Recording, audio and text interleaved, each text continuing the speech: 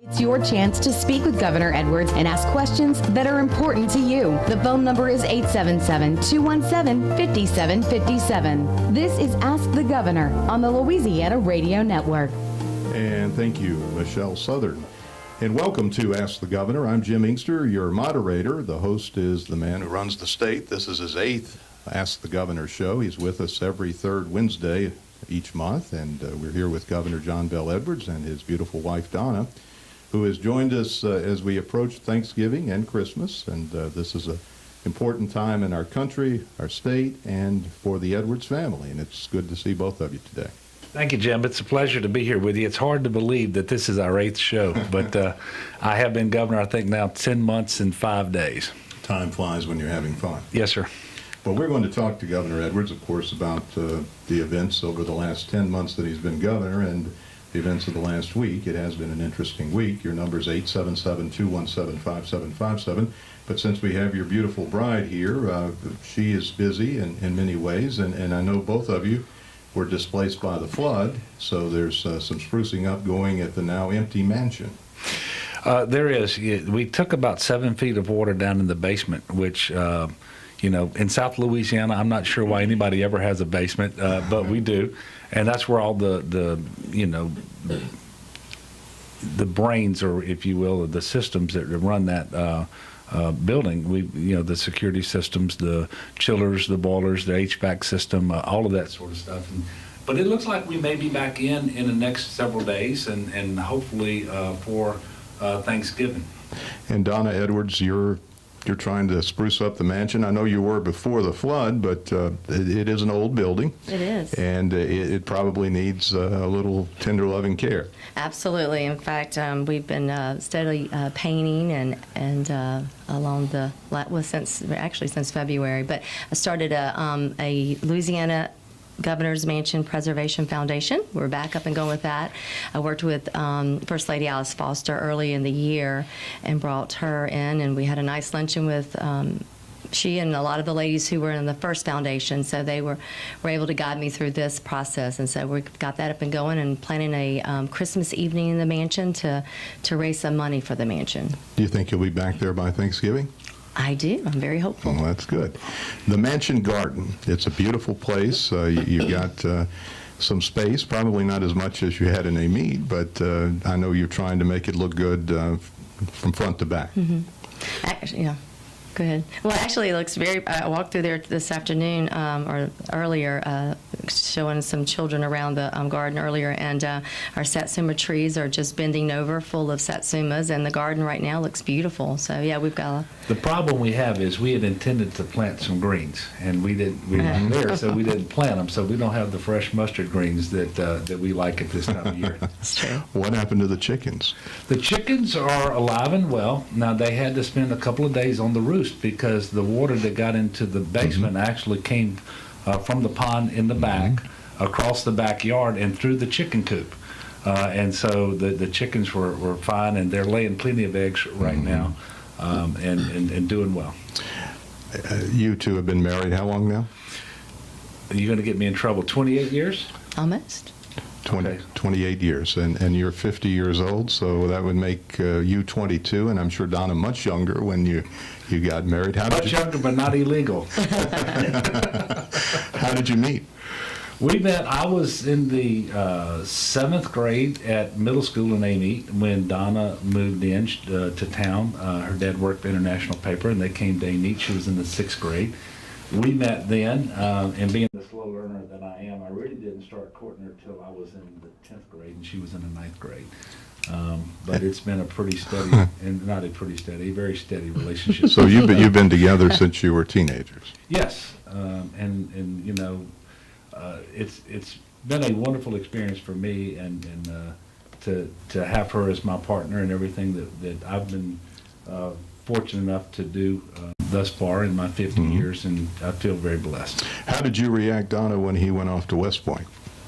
I was actually a junior in high school at the time, and I was very sad, excited for him, and really had no idea what West Point was all about as a junior in high school. Yes, he and my mother both shed some tears on that as we waved goodbye to him as he boarded that plane. Did you think that's it? He's gone? or did you have a feeling he'd be back? I had a feeling he'd be back. Yeah.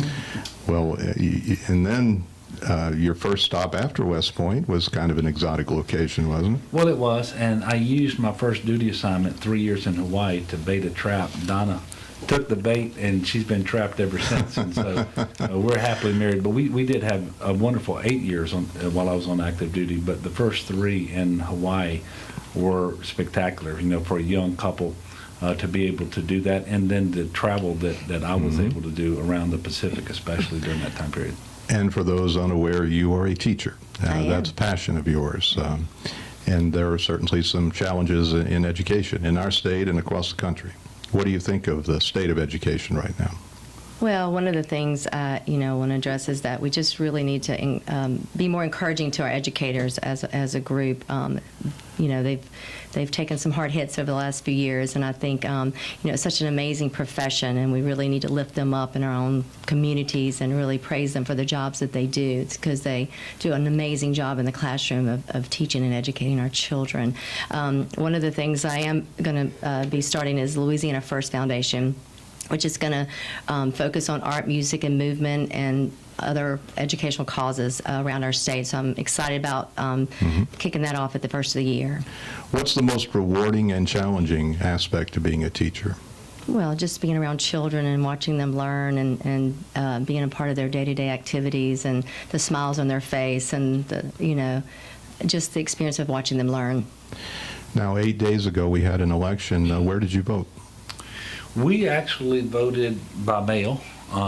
We still vote in Tangipahoa Parish, and the registrar sent us our ballots by mail, and we were able to send them back in. You mean somebody could actually see your ballot, though?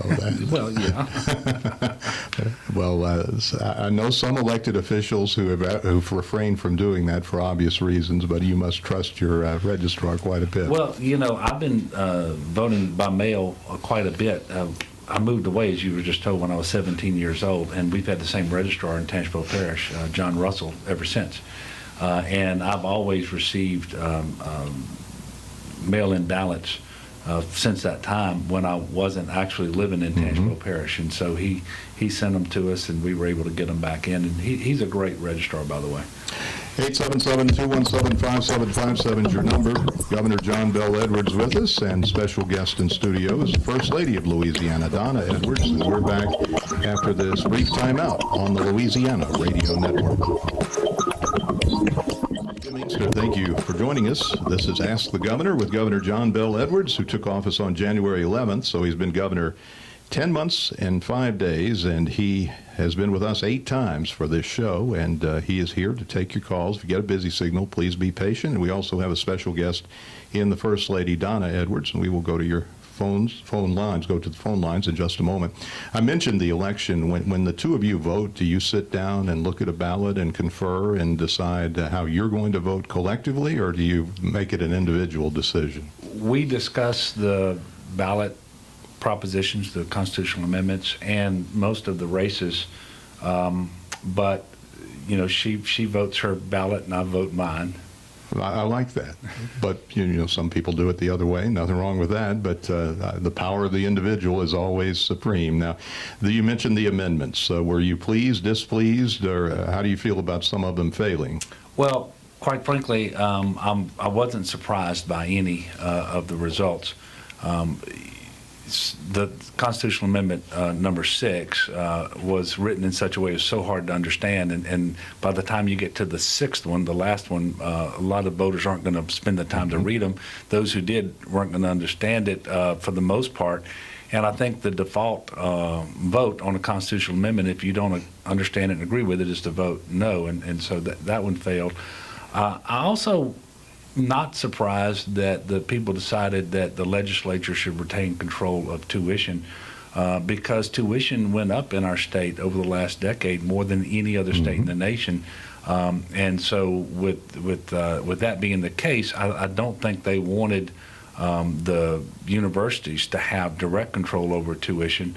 And I can actually see it both ways. There are, I think, only 2 states who do it the way we do it in Louisiana. And I know the higher education community really wanted to get control over the tuition component of their funding. But I wasn't surprised by any of them, and quite frankly, I'm not disappointed either. We're going to work with the results that we got from the election in terms of the constitutional amendments. Now, one of them would have changed the tax structure somewhat for business, and it failed. It did, and you know, as best I could tell, nobody, no group spent money advocating for or against that issue.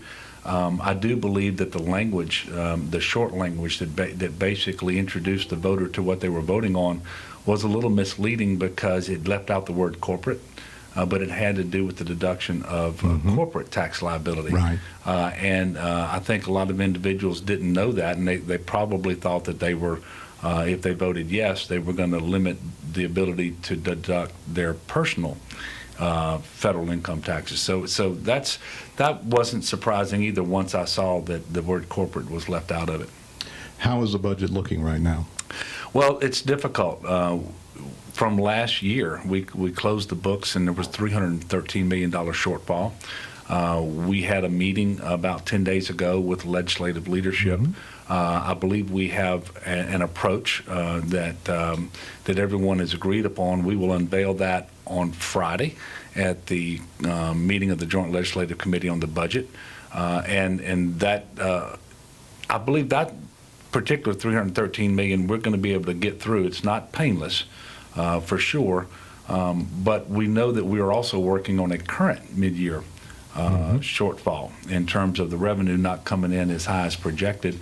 And we also have about $50 million more in expenditures than we anticipated due to our flood response and recovery effort thus far.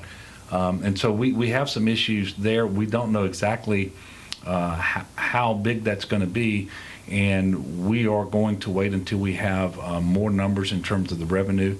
It'll be at the December meeting that we will take that up and likely trigger the 30 days to solve that deficit that will take us to January, right after the first of the year, when we will propose the measures that we are going to have to undertake in order to close that mid-year deficit. Where does TOPS stand?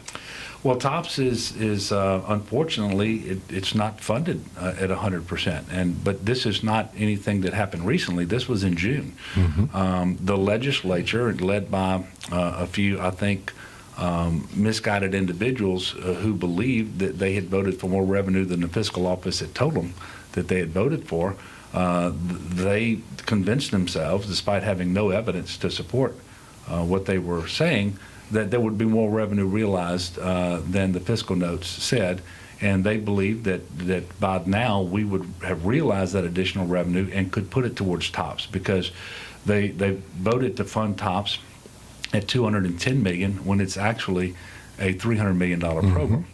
Again, largely because of tuition increases over the last decade or so is what ran the cost of that program up. So they funded it at 70%.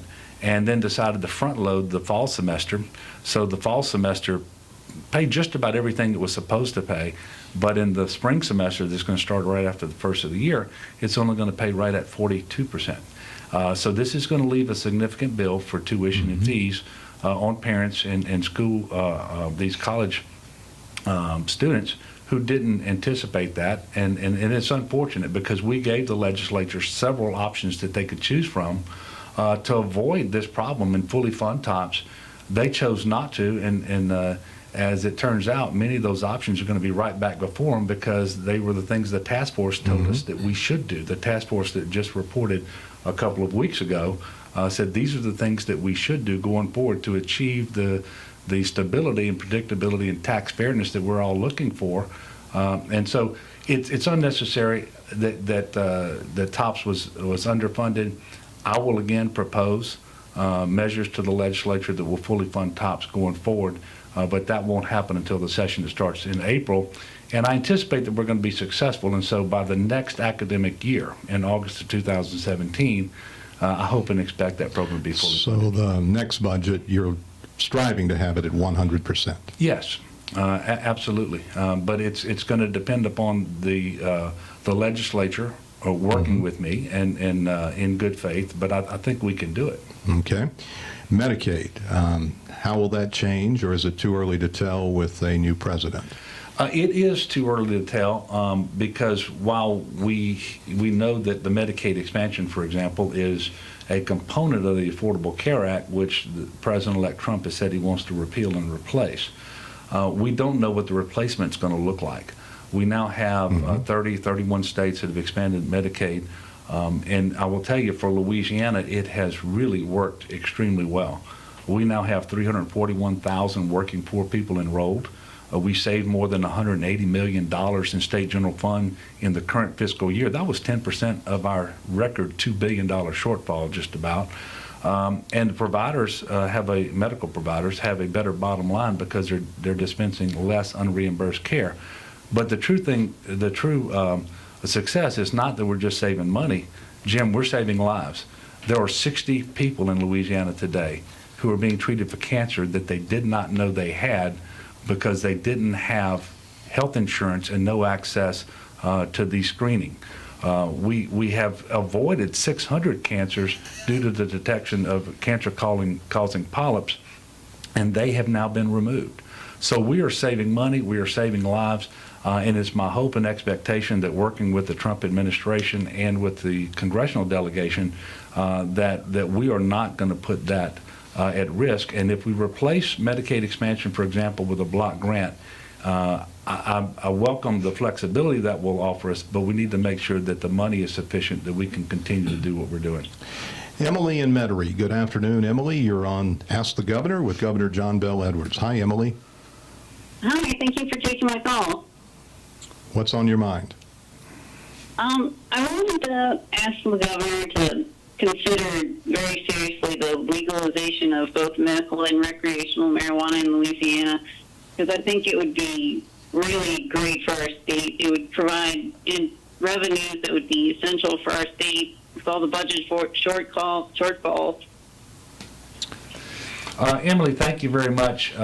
And as you probably know, medical marijuana has actually been legal in Louisiana for a number of years. There was not a framework that would allow for the practical application of that, however, until very recently. And in fact, last year, a bill by Senator Fred Mills out of Parks, Louisiana, down in St. Martin Parish, actually established that framework, and we're moving forward. That is something that I did actively support and worked with a number of stakeholders across Louisiana, including law enforcement and the District Attorneys Association, to make sure that we could address concerns that they had. And I believe that it's important that we move forward quickly, because we don't need to deprive families, and especially children, of access to medical marijuana when their doctors are recommending it, and the only choice they would have in order to alleviate a lot of conditions such as seizures is to move out of our state. Now, on the other hand, I am not prepared to embrace recreational marijuana use in Louisiana. I think it is far too early for that. I think the best course of action for us is to watch what happens in the states that have legalized it and see what happens there, both good and bad, and then we can make an informed decision later. But I am not nearly comfortable enough to move forward on that front. Richard in Baton Rouge. Good afternoon, Richard. You're with Governor John Bel Edwards on Ask the Governor. Hi, Richard. Yes, thank you for taking my call. What I was wondering about is, what can the state do to remove the barrier on I-12 that caused so many people to flood, and what can it do to help the Comey Diversion Canal be completed? Okay, Richard, thank you. The second one first. We have been requesting since the earliest days after the flood, since I was meeting with the president, meeting with members of Congress, meeting with the Director of Office Management and Budget and so forth, $125 million be appropriated for the construction of the Comey River diversion. That is something that we are pushing for. The congressional delegation is on board, and I renewed that request as recently as last week, both to Congress and to the Director of Office of Management and Budget in the Obama administration. It is something that's incredibly important. The Corps of Engineers tells us that we can have that project complete within 2 years of them getting the funding, and that project has been now on the books and approved for 2 decades. And so we need to do that. We should not kid ourselves. We would have still had a record flood in the Baton Rouge area, but it clearly would not have been as bad as it was had we had this project in place. Now, with respect to the barrier along I-12, as you call it, with the wall, we are looking at that and trying to determine the extent to which that caused flooding on the north side of I-12 and whether any modifications of that wall are in order. The truth is, if there were sufficient subsurface drainage, what happens on top of the interstate shouldn't make a difference. And in fact, when you construct an interstate, you construct it such that you don't anticipate floodwaters overtopping it. Now, having said that, now that we've had a flood where the water did overtop I-12 in that area, we have to determine whether it makes sense to go back and modify that wall and do so in a way that maybe doesn't even remove the wall, but do we cut holes in the wall in certain places so that water can flow. And if you do that, and this is another consideration, the homes and businesses on the south side of I-12 in that area are going to flood, and they didn't flood this last time. So we are looking at it and working on it, and I'm not going to just put my head in the sand and say that wall should not be touched. You're listening to Ask the Governor with Governor John Bel Edwards, and we will return after this brief pause on the Louisiana Radio Network. This is Jim Engster. Thank you for joining us. This is Ask the Governor with Governor John Bel Edwards and special guest, the First Lady of Louisiana, Donna Edwards. They've been together for 28 years as a married couple, met when they were young people in grade school in a meet where we have 2 proud affiliates, WABL, AM, and FM. 23 stations now in Louisiana are carrying this show, and we're glad you're listening. And 1 station in El Dorado, Arkansas, KBSA, and in Lufkin, Texas, KLDN. Before we go back to the phone lines, a reminder, your number is 877-217-5757, and if you receive a busy signal, be patient, keep calling. Eventually you'll get in. The last caller, Richard in Baton Rouge, made reference to the flooding, and I know both of you visited many locations. Donna, you were on the front lines. It had to be a harrowing experience in August and September, October, up until the present. It's been quite the last few months in our state, and particularly in the region where we are. That's correct. It was such an experience to go in and out of these shelters and to visit with the people that were there. And one of the things I thought was really neat was that so many of the volunteers in the shelters happened to be educators and school counselors who were giving of their own time. Even though their homes were flooded, they were there giving of their time in the shelters. And so, I've been able to reach out to some of the schools in the area, partnered with Thomas Morstead, New Orleans Saints player, and his comebackkids.org organization to get some school supplies and backpacks. Tibatina organization from New Orleans reached out to me about music, and so I know they've been helpful in getting Denham Springs Junior High instruments cleaned and working with them. And so there's a lot of, organizations out there helping our schools, but I know there's still they still got a ways to get back to normal. Governor Edwards was elected almost 1 year ago. The anniversary's in 5 days, November 21st of last year. He succeeded Bobby Jindal in January, and it's been a baptism by fire, water, and everything else over the last 10 months. But around the country, based on what happened a week ago, it appears the electorate is anxious, maybe angry. What do you think? Well, I see some of the protests going on, and quite frankly, while I don't dispute their right to protest because that is their constitutional right, at this point, I'm much more interested in the country coming together. And we're going to do that here in Louisiana. We've seen our state coming together like really never before after the floods, for example. But we've got to do that. My commitment to the people of Louisiana was that whoever was the next president, I would work with that administration and with our entire congressional delegation, because that's what the people of our great state expect, and that's quite frankly what they deserve. And I will tell you, I've been very pleased with the relationship we've been able to have with the Obama administration and how that has paid off to the benefit of the people of Louisiana, and I'm going to do that with the Trump administration as well. Were you surprised at the outcome? I wasn't surprised at the outcome any more than anybody else. I mean, I don't have inside information. I know that most of the polling indicated that Secretary Clinton would win, but many of them had it razor thin, and as it turned out, on the popular vote, it was razor thin. I think she's right at 48%, he's at 47%. But within several states, there was obviously some polling that did not indicate what really happened. And so it was a little bit surprising from that perspective. But you know, that was a week ago. We've digested the result now, and it's time to move forward. What do you think of the Electoral College? Well, I've actually met for years now with a group that is organized, and they're trying to get enough states to sign a compact so that when there is a winner of the popular vote, that those states who are members of the compact, and it would have to comprise at least 270 electoral votes, that those votes would be cast in favor of the winner of the popular vote. The national popular vote. Now, so that way it wouldn't require a constitutional amendment for the United States Constitution. I have listened to them. They make some compelling arguments. I don't know that it's ever going to happen. But the Electoral College was set up the way it was, I believe, because it was very difficult in those days to accurately and quickly tabulate the vote and then communicate the results to Washington where it could all be put together. That's not the case anymore. Now, one of the things that I find interesting about the concept is Louisiana is almost never in play.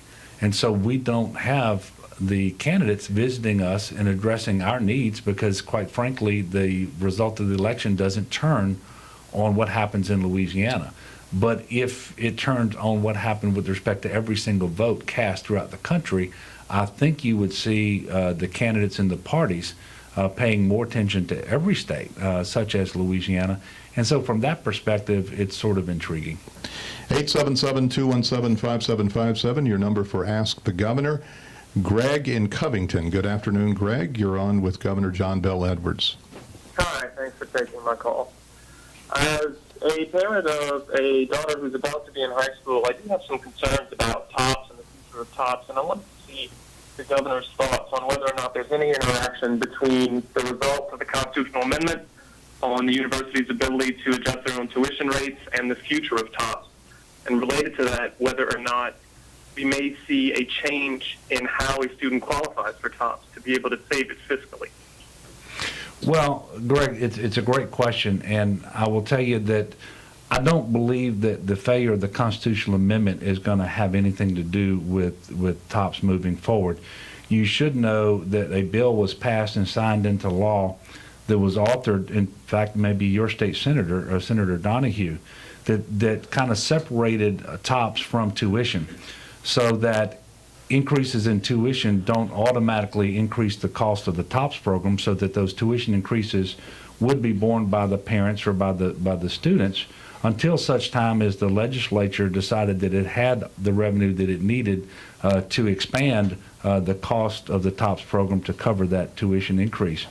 Now, I believe that what we have to guard against is going forward, and because we funded TOPS at 70% in the current year, that we have this mindset in April when we go back into the next legislative session to deal with the budget, that 70% is good enough. It's not good enough. We need to fully fund the TOPS program. That's the commitment we made to the students who earned those TOPS scholarships. And once again, I will put options before the legislature that will allow us to fully fund TOPS. They did not move in that direction this past year, which I think is unfortunate, but I want to work with them and make sure that we do fully fund TOPS going forward. James in Longview, Texas. Good afternoon, James. You're on the air with Governor John Bel Edwards of Louisiana. Hi, James. Well, hi there. Good afternoon, Governor, and good afternoon to the First Lady. Anyhow, basically, I just want to ask you a question of import to Louisiana, but also of import to people like me on the Texas-Louisiana line. As you spoke of, President-elect Trump had many platform planks that he's proposing to do, and I'm just going to ask your opinion. Do you think that his idea of allowing people to buy health insurance across state lines will happen? I know I've been checking around. I think it would help people in Texas like me. You know, I'm only an hour west of Shreveport. I'd like to see it happen. Where you? James, I think there is an excellent chance that that could happen, because I don't know of any real significant opposition to it. And actually, when I was in Washington last week, I had an opportunity to visit with a number of folks who were on congressional staffs, both in the House and the Senate, but also talked to some members, all of whom were in favor of that. And so I believe that that could happen. It would allow for more competition, hopefully drive prices down. And so, if that would be a benefit to you, I think if I were you, I would be encouraged that may well happen, and probably sooner than later. Jennifer, listening and calling from Lafayette. Good afternoon, Jennifer. You're on with Governor John Bel Edwards. Good afternoon, Jim. Good afternoon, Governor and Mrs. Edwards. Governor, I'm your surprise fan. I regret having voted for Governor Jindal twice, and I abstained in the last gubernatorial election. But I'm really pleased with the job that you're doing. And I have a quick question for you regarding primary and secondary education. I don't believe at all that the answer is pouring more money into the system, because I think the system is broken. Although I do think that some monies are necessary, and I do believe in paying teachers when they can perform. But I know there's been some talk about holding the colleges of education accountable. Could you speak to that specifically, and also maybe having now some data on the charter schools in New Orleans, what your opinion is of that? Okay, Jennifer, thank you for the call. First of all, I don't know that you can conflate the issues around funding with both K through 12 and higher education. For example, I absolutely believe that we have to increase our state general fund investment in higher education if we want to be successful. Otherwise, we're going to continue to put the burden more and more on our students and their families and price higher education out of reach. It also drives up then the cost of the TOPS program and makes that program very hard to sustain. And in fact, that's the approach that was taken over the course of the 2 terms when Governor Jindal was in office. We led the country in terms of state general fund cuts to higher education, and in turn raised tuition more than any other state in the nation. That is a recipe for disaster. I do believe we have to invest more in higher education. With respect to K through 12, we haven't cut them in terms of their MFP, but we also haven't increased it the way that we did previously to account for the inflation factor, and they've been very flat. With respect to holding the colleges of education accountable, we need to hold all of our colleges accountable, no matter what they're teaching our students. And I'm not exactly sure where you were going with that, but if you will stay on the line, Jennifer, we will talk to you and get more information from you, and then either I or someone on staff will call you back and answer that question. We're 8 days from Thanksgiving, a special time for all of us, and I'm sure it will be for the Edwards family, and we have many blessings and many thanks. What are your thoughts about the pertinence of this holiday at this time? Well, Jim, despite all of the challenges that we might have as a country or as a state, and whether they're budgetary constraints or the floods, and we have a lot of people who still are not back in their homes and their businesses, their lives are turned upside down, we still live in the greatest state in the greatest country on earth, and so we have a tremendous amount to be thankful for. And so Thanksgiving is when we certainly should have that foremost in our thoughts, but prayers of thanksgiving are appropriate every day throughout the year. You know, we're often quick to have prayers of petition where we're asking for something, but just to give thanks, I encourage everybody to do that, and I certainly want to wish everyone out there a very happy and safe Thanksgiving this year. And Donna, before the governor comes back for another show, you and the governor will host a lot of people at the mansion. I know you've not only been watching the refurbishing of the mansion, but there's a big event coming soon in December. There is. So I've chosen a French theme this year for the mansion. So it's going to be soon decorated all with French blue and all the different French traditions that they celebrate in honor of our culture and our heritage, our French heritage. So excited about that. That there'll be some tours going on during that time. And we're also hosting Christmas evening in the mansion, which is going to be the beginning of hopefully four to five times a year. We'll be working with the Mansion Foundation and Louisiana First Foundation to raise money for those. And we'll have this year we have Zachary Richard that's going to be coming in. We have, he's going to sing some French songs for us, and so excited about that. And LPB will be recording it and showing it on their channel. Okoye in Baton Rouge. Good afternoon, sir. You're on with Ask the Governor, John Bell Edwards. Good afternoon, gentlemen. Thank you for taking my call. Yes, sir. Yes. Again, my name is Okoye Amos, and I'm a professor at Southern University. I wrote the governor's office back in August in reference to a great opportunity that I feel that the state of Louisiana has that I strongly feel will help race relations in our state and also in our nation. Now, real quickly, I'll estimate that 90% of the radio listening audience right now already knows that the concept of race is man-made. It's a social construct. It's basically just like Santa Claus, the Easter Bunny. It's false. So how do we know it's false? It's false because of the fields of anthropology, human biology, and human genetics. All right, well, we're short on time. Okoye, if you could get to your question, that would help us just a bit. But go ahead, sir. Governor Edwards, about implementing a curriculum in our K through 12 program that scientifically teaches the human process the human genetic process that causes humans to look different. Because I strongly feel as an educator, if we don't teach human biology, in particular human genetics, about what causes people to have blonde hair, what causes people to have dark skin, what causes people to have light skin, we're going to continue to be like a dog chasing its own tail with people. Right. Well, Professor, thank you very much. And I will have to admit to you, I don't recall seeing your letter, and so I apologize for that. But I will tell you that biology is taught, and it's taught in the 10th grade. And it might, or at least it used to be taught in 10th grade. I'm not sure what is taught anymore. But, you know, I'm intrigued by your idea. I don't know that we should make it mandatory, but hopefully you can encourage, or, you know, we can encourage some schools to try to have a block of instruction on that and certainly see if it makes a difference. Rob in New Orleans. Good afternoon, Rob. You're on with Ask the Governor. Hi, Rob. Hey, Jim. Hey, Governor. It's a privilege to talk to you. We think you're doing a great job here. I'm calling because I'm a community college teacher, and I work with adults and children, many of whom are undocumented immigrants that have fled conflict in their country of birth for a better life here in Louisiana, which is, as you know, a state that has historically been shaped by immigrants. I'm wondering, my question has two parts. Number one, what is Louisiana doing to support these families in their path to citizenship? And two, how will Louisiana protect the vulnerable immigrant communities following January 20th?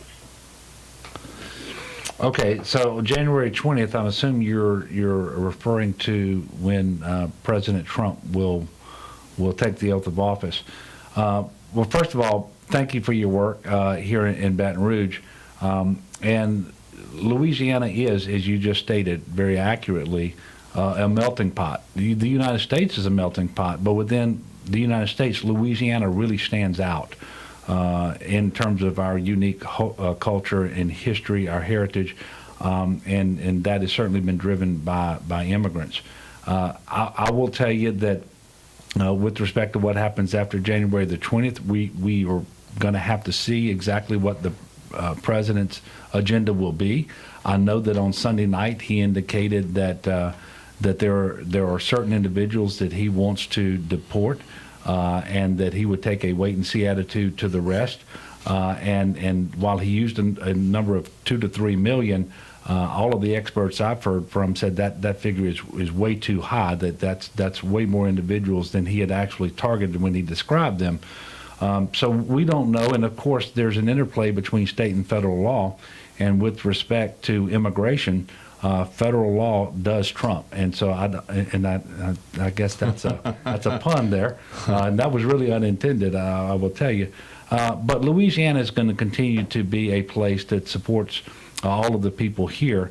And we want them to be here legally, obviously. But we're going to support the folks who are here. And I know that there's an awful lot of good work out there in the faith-based community as well. Janet in New Orleans. Hello, Janet. You're on with Governor Edwards. Hi, thanks for taking my call. Hi, Governor. Hi, First Lady.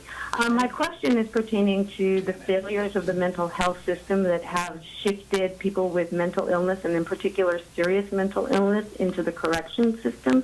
And I'm wondering what the state of Louisiana is doing to reverse that trend, or if anything, and if you support alternatives to incarceration like. Janet, great question. Let me tell you that on December 1st of last year, in the Medicaid program in Louisiana, behavioral health became a component of that. And so with the Medicaid expansion, for example, we now have 341,000 more people who have coverage for behavioral health, mental health issues. Secondly, that coverage is available presumptively to everyone who leaves prison. And so we would be able to give them the Medicaid card so that they have access to diagnosis and treatment for mental issues and try to prevent that revolving door. Thirdly, I would ask you to look forward to April when we're going to unveil a comprehensive criminal justice reform legislative initiative where we are working with folks from the religious right, folks from the left, folks in law enforcement, all over the spectrum, fiscal hawks and everybody in between, because we incarcerate too many people in Louisiana at too great of an expense, and our streets are not safer, our recidivism rates are not lower, and so we know there's a better way. And certainly dealing with individuals who have mental illness is a big part of what we're going to be addressing there as well. So I agree with you entirely. It's something that is a priority of mine. I said it while I was running for office, and I think you're going to see a package next year that you can be proud of. Unfortunately, we only have a bit over a minute, but Connie in Monroe, you'll be our final caller for Governor Edwards. Hi, Connie. Hi, thank you, Governor Edwards. My question is, what do you have in mind in terms of improving the foster care system in Louisiana? Wow. First of all, you should know that Donna and I have spent an awful lot of time with Secretary Marquita Walters, who oversees that program. We have reached out, for example, to Wendy's Wonderful Kids. They're going to come in and embrace Louisiana, give us grant money over the next few years so we can hire more people to focus on allowing older children, those who are very hard to place for adoption, to actually get them into adoptive families. We know that we have to have more caseworkers, and so that the ratio of children that they are supervising in foster care is reduced. And that is a struggle because that involves all state general fund dollars. Very difficult to do. But Connie, you're right on track, because if there's one state agency right now that I'm worried about more than others, it has to be the Department of Children and Family Services. And while we've got great leadership and they're doing some great things, it is very difficult to do with the current budget that they're operating under. Well, Governor, we wish you and the First Lady and all the people of Louisiana happy Thanksgiving. Thanks for joining us. Governor John Bel Edwards will be back next month, December, close out the year with us. So until then, I'm Jim Engster. Thank you for listening. Thanks for listening to Ask the Governor with Governor John Bel Edwards. This program is produced by